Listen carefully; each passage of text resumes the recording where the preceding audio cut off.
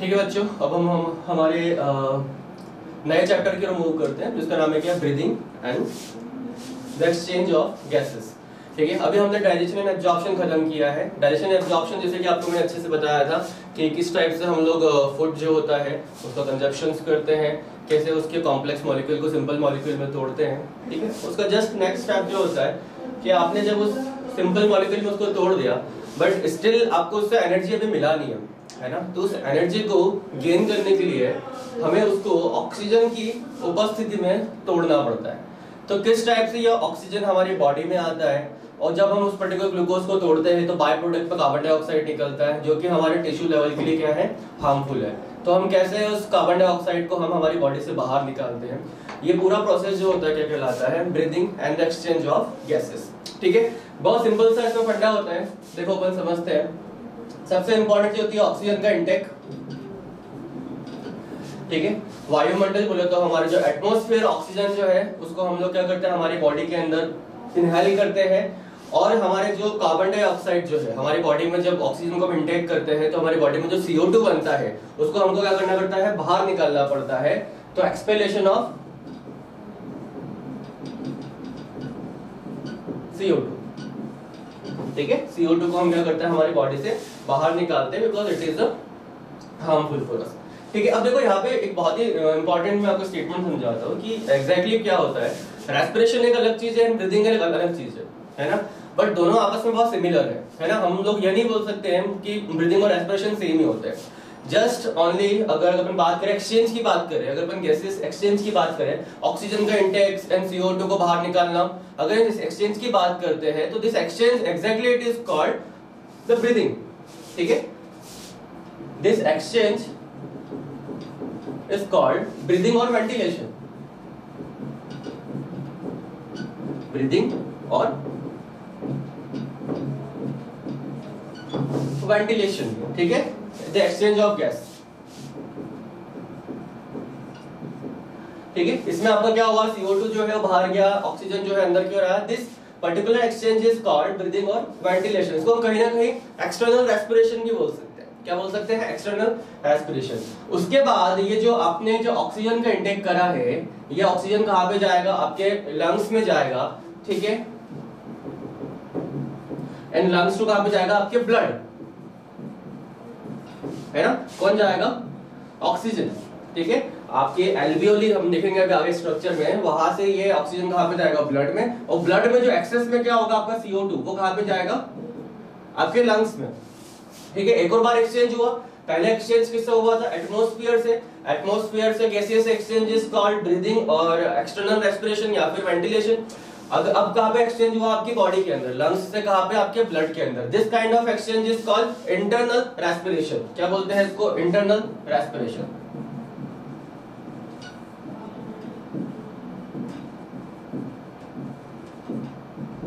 क्या बोलेंगे इसको, इंटरनल रेस्पिरेशन। ठीक है, अब आपका ये जो ब्लड है ये कहाँ पे जाएगा, आपके टिश्यू के पास।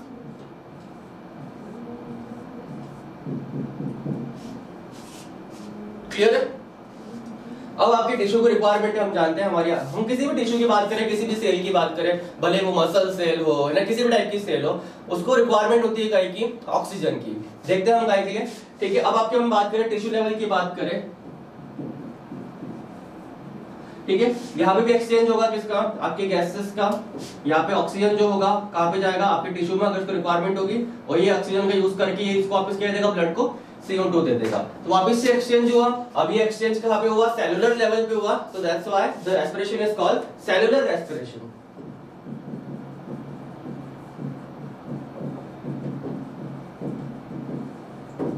ठीक है, 3 जगह हुआ एक्सचेंज। एटमॉस्फेयर में होता है तो कहलाता है ब्रीदिंग, अगर सेल्स में होता है मतलब ब्लड और लंग्स के बीच में होता है तो कहलाता है इंटरनल रेस्पिरेशन, और अगर सेल्स में होता है तो कहलाता है क्या, सेलुलर रेस्पिरेशन। तो इस प्रकार से ये पूरा एक्सचेंज हमको देखने को मिलता है। और यहाँ पे जो टिश्यू होगा अकॉर्डिंगली किसके, अगर इसको ग्लूकोज का ब्रेकडाउन करना होगा तो ग्लूकोज का ब्रेकडाउन करेगा।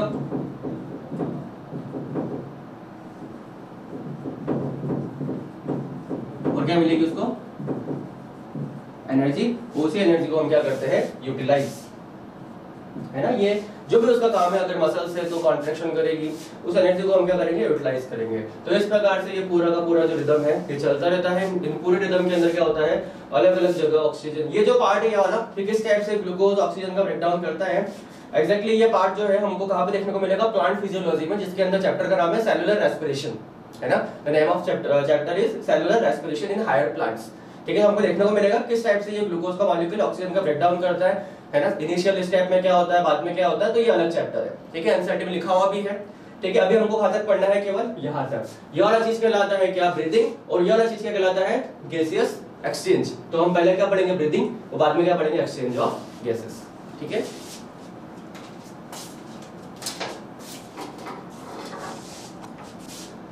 ठीक है।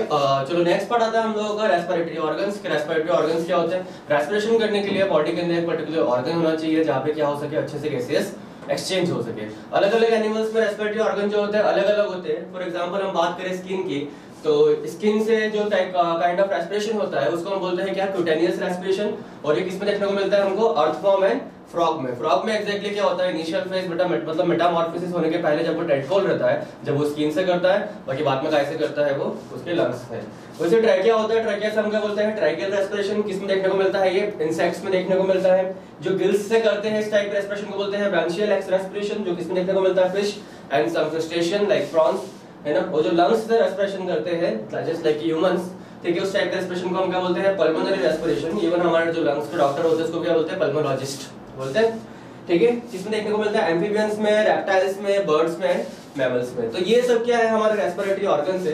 But on ideal respiratory organ should be, एक कुछ इसके कैरेक्टरिस्टिक्स होने चाहिए कि एक अच्छा रेस्पिरेटरी ऑर्गन वह हो सकता है जिसके सबसे इंपॉर्टेंट चीज वो क्या हो, थिन हो, है ना, मॉइस्ट हो, है ना। थिन रहेगा तो क्या होगा, इजीली गैसेस एक्सचेंज हो सकेगा। ठीक है, मॉइस्ट रहेगा तो उसमें हमेशा नमी बनी रहेगी। और क्या हो, हाईली वैस्कुलराइज्ड हो, क्या हो, हाईली वैस्कुलराइज्ड। वैस्कुलराइज्ड मतलब क्या, उसमें से बहुत सारी क्या हो, ब्लड वेसल्स निकले, क्योंकि हम जानते हैं कि कहीं ना कहीं एक्सचेंज तो ब्लड वेसल्स नहीं होना है ना। देखिए एक्सचेंज जो गैसियस एक्सचेंज होगा वो फाइनली कहां पे जाएगा, ब्लड में। तो वो हाईली क्या होना चाहिए, वैस्कुलराइज्ड। नेक्स्ट चीज कि उसका क्या होना चाहिए, अच्छा खासा लार्ज सरफेस एरिया। ठीक है, ह्यूमंस की अगर हम बात करें तो ह्यूमंस में स्किन का जो सरफेस एरिया होता है वो बहुत कम होता है, 1.5 स्क्वायर मीटर होता है। बट अगर हम बात करें लंग्स का, तो लंग्स का जो होता है ऑलमोस्ट डबल होता है उसका, है ना, 200 स्क्वायर मीटर करीबन उसका सरफेस एरिया होता है। तो उसका सरफेस एरिया क्या होना चाहिए, बहुत ज्यादा होना चाहिए for better absorption. And the next thing, there should be a respiratory pigment. क्या होना चाहिए, रेस्पिरेटरी पिगमेंट। रेस्पिरेटरी पिगमेंट का क्या होता है, डिफ्यूजन कोएफिशिएंट अच्छा होता है, जिसकी वजह से वो गैसों को अच्छे समय तक होल्ड कर सकता है। उसके एक कैरियर की तरह काम करेगा, है ना, कि ब्लड के साथ एज अ कैरियर वो उसको वहां से लेके वहां तक लेके जाएगा और अपना जो भी काम है वहां पे जाके उसको छोड़ देगा। Accordingly simple diffusion, higher concentration से लूज कंसंट्रेशन, मतलब हायर कंसंट्रेशन से लो कंसंट्रेशन। और जो कैरियर होना चाहिए वो उस पर्टिकुलर हमारे इंपॉर्टेंट गैसेस की बाइंडिंग कैपेबिलिटी भी क्या होनी चाहिए, कम होनी चाहिए। ठीक है ना, तो अगर उसको छोड़ नहीं पाएगा तो कभी कैरियर से वो गैस निकल ही नहीं पाएगी। ह्यूमंस में कौन सा रेस्पिरेटरी पिगमेंट होता है, तो हमको पता है ह्यूमंस कौन सा होता है, हीमोग्लोबिन। हीमोग्लोबिन, ठीक है, ये हीमोग्लोबिन जो है ये हमारा रेस्पिरेटरी पिगमेंट है। रेस्पिरेटरी पिगमेंट हीमोग्लोबिन के बारे में हमको और क्या पता है, तो बस स्क्रीनशॉट ले लीजिए इसका। ठीक है, हीमोग्लोबिन जो होता है इसके दो पार्ट है। एक तो है हिम, जो कि एक मेटलो पोरफायरिन है,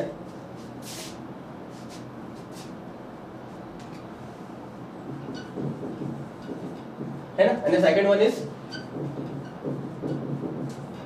ग्लोबिन। ठीक है, हिम क्या है इसका, कौन सा वाला पार्ट, मेटलो पोरफायरिन। और ग्लोबिन जो है वो क्या है इसका, प्रोटीन, है ना। अल्फा एंड बीटा टाइप की चेन्स होती है इसके अंदर, दो अल्फा एंड दो बीटा। मेटालोपोरफायरिन क्या है इसके अंदर, इसका मतलब समझते हैं, इसके भी दो पार्ट है। मतलब एक तो क्या है इसके अंदर मेटल और एक क्या है, पोरफायरिन रिंग। ठीक है, मेटल कौन सा होता है, तो हम जानते हैं मेटल कौन सा होता है, आयरन, जिसका ऑक्सीडेशन स्टेट कितना है 2।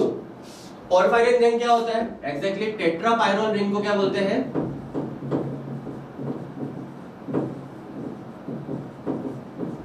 पोरफायरिन रिंग, है ना। इस टाइप से पायरोल होता है ना। ऐसे टोटल कितने 4 पायरोल के रिंग जो होते हैं, एक इधर एक इधर एक इधर, इस प्रकार से वो क्या बनाते हैं, पोरफायरिन रिंग बनाते हैं। और उनके जस्ट सेंटर में क्या होता है, आयरन जो होता है, इसका ऑक्सीडेशन स्टेट क्या होता है 2। और ये सब किससे जुड़े होते हैं, हर एक हिम ग्रुप किससे जुड़ा होता है, एक चेन से, है ना। अगर अपन बात करें इस टाइप से चेन होती है ना, अल्फा चेन्स, बीटा चेन, इनको हम क्या बोलते हैं, ग्लोबिन, है ना। इस प्रकार से दोनों मिलकर काय का फॉर्मेशन करते हैं, हीमोग्लोबिन का फॉर्मेशन करते हैं। तो ये हमारा रेस्पिरेटरी पिगमेंट हो जाएगा, जो किसको कैरी करता है, मैक्सिमम हमारे ऑक्सीजन को, और उसको कहां से, ब्लड के अंदर से कहां तक, टिश्यू तक ले जाने का काम करता है। ठीक है, ये कहलाएगा हमारा रेस्पिरेटरी पिगमेंट या फिर कैरियर ऑफ ऑक्सीजन।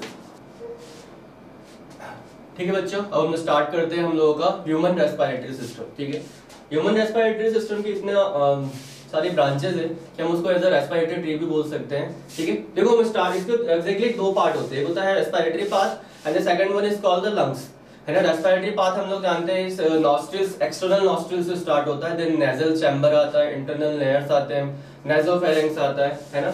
ऐसे करके ट्रैकिया तक जो पैथ होता है उसको हम बोलते हैं क्या, रेस्पिरेटरी पैथ। बाकी वो ट्रैकिया पे एंटर करते हैं अपने रेस्पेक्टिव लंग्स के अंदर। ठीक है, एंड उसके बाद जो फर्दर पाथ होता है which is called the lungs. ठीक है, हम लोग पूरे को ड्रॉ करके पूरे को एक साथ समझने की कोशिश करते हैं। ठीक है, देखो सबसे पहले स्टार्ट होता है ये कहां से, ये हमारी,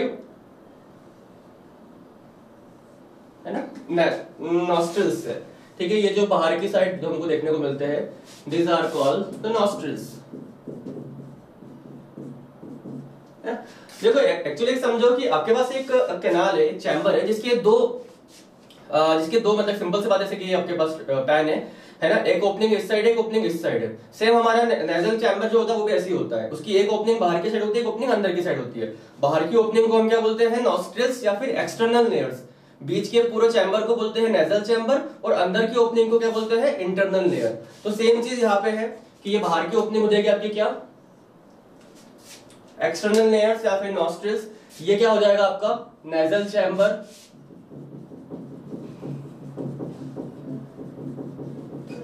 एंड यहां पे जो ओपनिंग होगी वो क्या कहलाएगी, इंटरनल लेयर्स।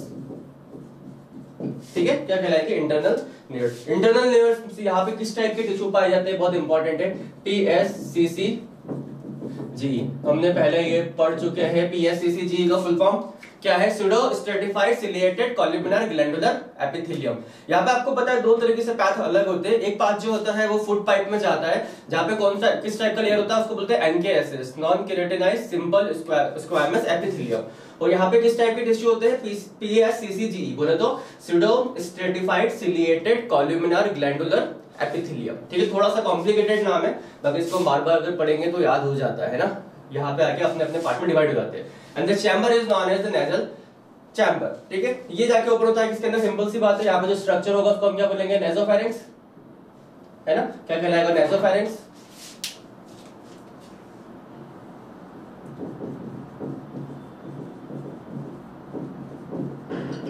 ठीक है, नेसोफेरिंक्स जाके ओपन होता है एक स्ट्रक्चर के अंदर,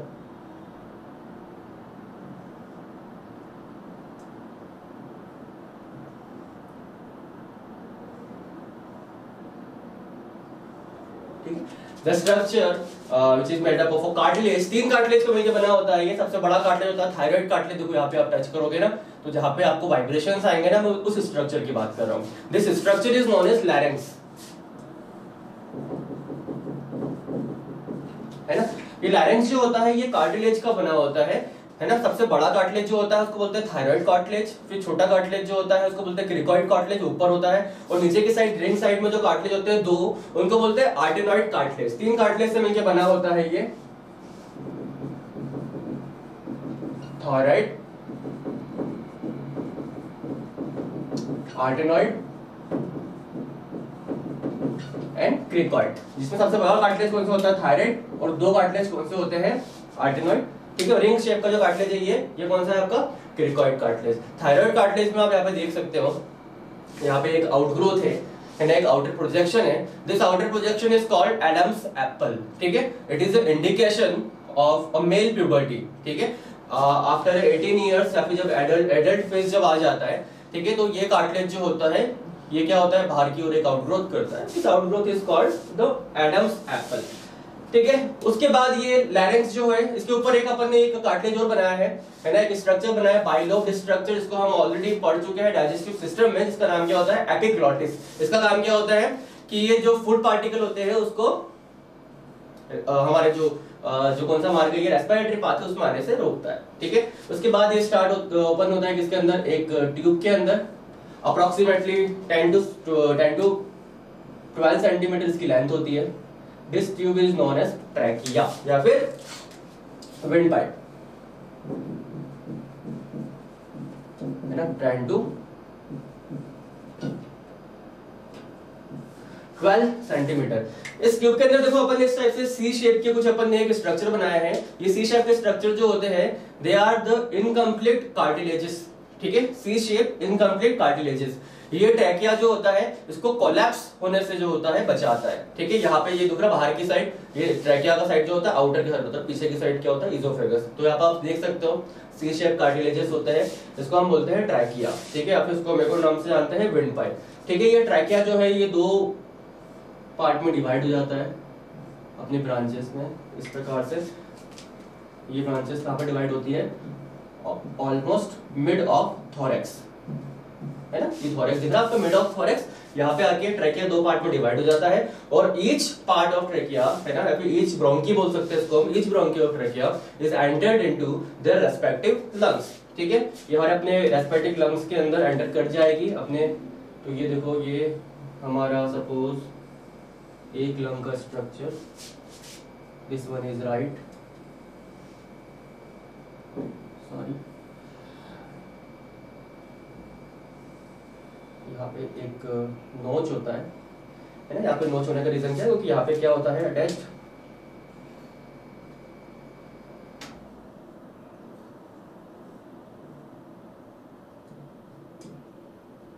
ना, हर्ट होता है ना, इसकी वजह से लेफ्ट वाला लंग, ये कौन सा जाएगा, लेफ्ट लंग, ये जाएगा right lung. The basic difference in between कि ये जो होता है इसमें 3 लोब्स होते हैं, इसका वेट 625 ग्राम्स होता है, और इसका कितना 575, ये 650 ग्राम का 650 ग्राम का होता है, और ये कितने का होता है 575।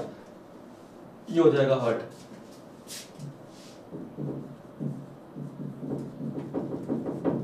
ठीक है। लेफ्ट लंग हो जाएगा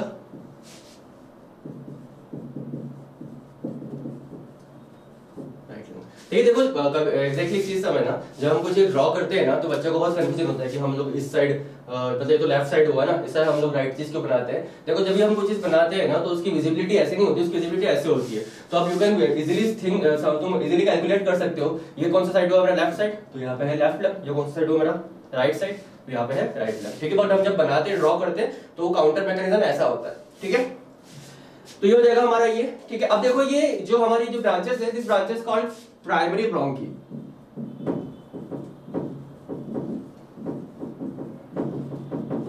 ठीक है। Each primary bronchi is divided into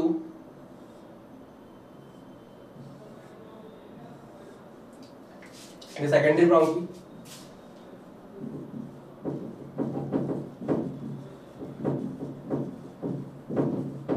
ठीक है। What is this characteristic of secondary bronchi, कि यहाँ पे भी क्या होते हैं भैया, सी शेप इनकम्प्लीट कार्टिलेजिनस रिंग, यहाँ पे भी ऐसी होगा,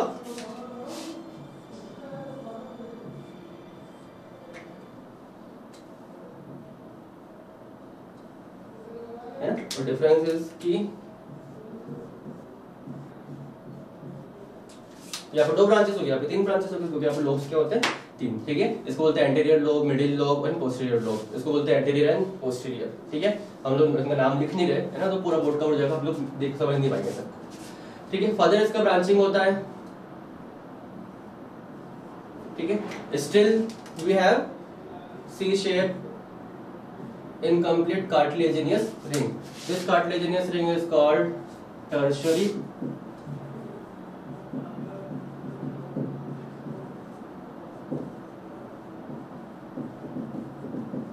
ब्रोंकी। ठीक है, ये टर्शियरी ब्रोंकी जो होती है अगेन क्या करेगी, ये डिवाइड करेगी, कब तक करती रहेगी ये भी समझ लेते हैं हम।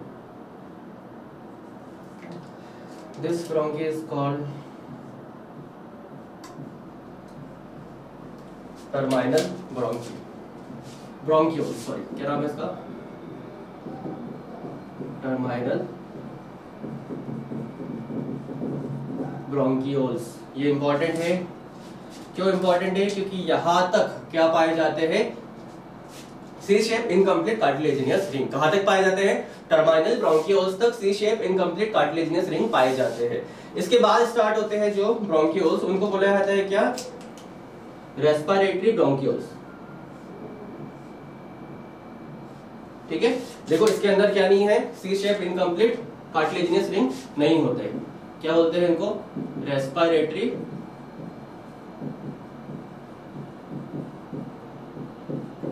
ब्रोंकियोल्स। तो एक चीज बताओ, जहां तक सी शेप के इनकम्प्लीट कार्टिलेजिनस रिंग है वहां तक क्या होगा, गैसियस एक्सचेंज नहीं होगा। ठीक है, यहां तक गैसियस एक्सचेंज नहीं होगा, तो यहां तक का जो पथ होता है, कहां तक का, जहां तक सी शेप के इनकम्प्लीट कार्टिलेजिनस रिंग है वहां तक का जो पथ होता है वो क्या कहलाता है, कंडक्टिंग जोन। ठीक है, और जो बाकी का जोन होता है क्या कहलाता है, जहां पे गैसियस एक्सचेंज होता है वो कहलाता है रेस्पिरेटरी जोन। ठीक है, ये रेस्पिरेटरी ब्रोंकियोल्स जो है इनसे क्या निकलती है, रेस्पिरेटरी डक्ट निकलती है। ठीक है, इन डक्ट को बोलते हैं हम एल्वियोलर डक्ट।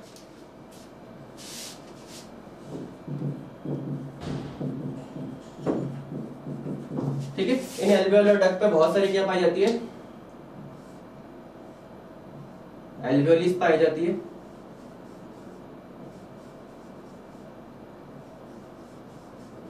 ठीक है, इनको बोलते हैं एल्वियोलर सेक।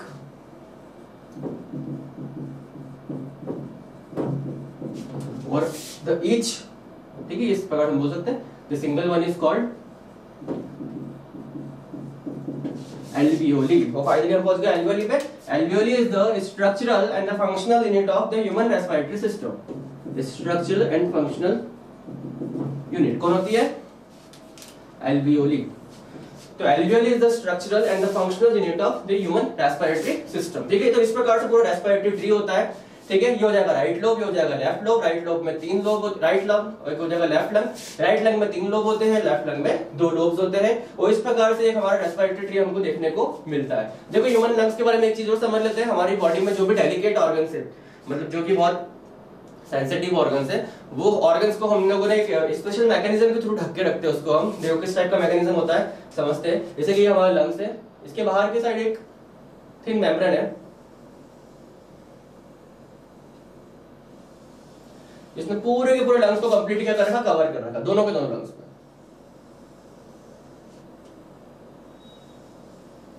क्लियर है? इस मेम्ब्रेन को हम बोलते हैं द प्लूरल मेम्ब्रेन।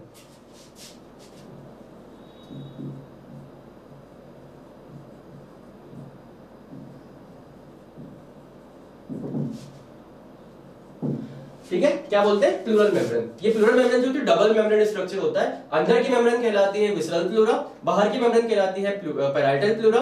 बीच के स्पेस को बोलते हैं प्लूरल स्पेस, और जो फ्लूइड होता है उसको बोलते हैं प्लूरल फ्लूइड। इसका मेन काम क्या होता है कि ये पूरे के पूरे लंग्स को मॉइस्ट बना के रखती है। दूसरा, मैकेनिकल जर्क से इसको बचाने का काम करती है। इनकेस अगर किसी वजह से मान लो इसमें इन्फ्लामेशन हो जाए या फिर इन्फेक्शन हो जाए तो ये प्लूरल फ्लूइड जो होता है इसका क्या होगा, अमाउंट जो होगा बढ़ जाएगा। इसको हम कभी कभी बोलते हैं, जैसे आपने सुना होगा नाम फेफड़ों में पानी भर जाना, तो एक्जेक्टली फेफड़े जो होते हैं लंग्स उसमें पानी नहीं भरता, ये प्लूरल फ्लूइड जो होता है इसका हाइपर सिक्रेशन हो जाता है। ये नीचे का स्ट्रक्चर आपको दिख रहा है, यहाँ पे एक स्ट्रक्चर पाया जाता है डोम शेप। डोम मतलब समझते हो, ऐसा डोम शेप जो होता है, एक डोम शेप स्ट्रक्चर पाया जाता है। This dome shape structure is called the diaphragm.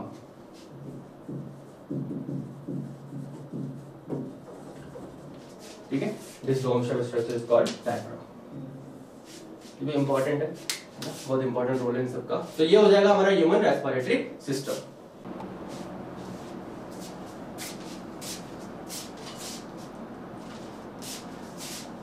ठीक है, चलो देखो अब अपन लोग स्टार्ट करते हैं हमारा mechanism of breathing. Mechanism of breathing मतलब क्या कि हम किस प्रकार से वेंटिलेशन करते हैं, मतलब उसका मैकेनिज्म क्या है कि कैसे हम ऑक्सीजन को इनहेल करते हैं, कैसे हम CO2 को एक्सहेल करते हैं, कौन कौन से उसमें मसल का रोल है, कौन कौन से उसमें ऑर्गन्स का रोल है। तो देखो बेटा ऑर्गन्स का जो रोल है वो तो एग्जैक्टली देखा जाए तो दिस पूरी the whole thoracic cavity is responsible for mechanism of breathing.